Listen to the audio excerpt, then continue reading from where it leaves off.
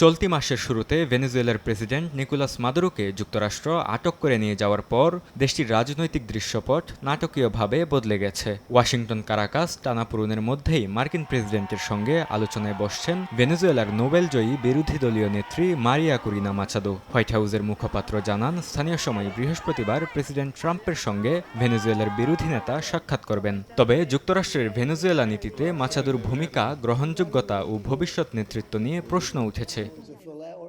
অন্যদিকে ভেনেজুয়েলার সঙ্গে সম্পর্ক পুনর্গঠনের ইঙ্গিত দিলেন ট্রাম্প।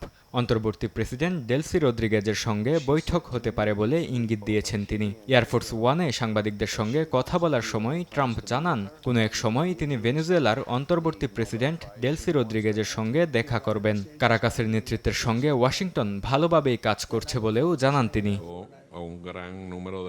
যুক্তরাষ্ট্রের সঙ্গে কূটনৈতিক সম্পর্ক পুনর্স্থাপনে কাজ চলছে বলে জানিয়েছেন ভেনেজুয়েলার অন্তর্বর্তী মন্ত্রী। দূতাবাস খুলে দ্রুতই নাগরিকদের উপযুক্ত সেবা নিশ্চিত করা হবে বলে জানান তিনি। বলেন, এই পদক্ষেপ মাদুরো ও তার স্ত্রী সিলিয়া ফ্লোরেসের নিরাপত্তা ও শান্তি নিশ্চিতে সহায়ক হবে।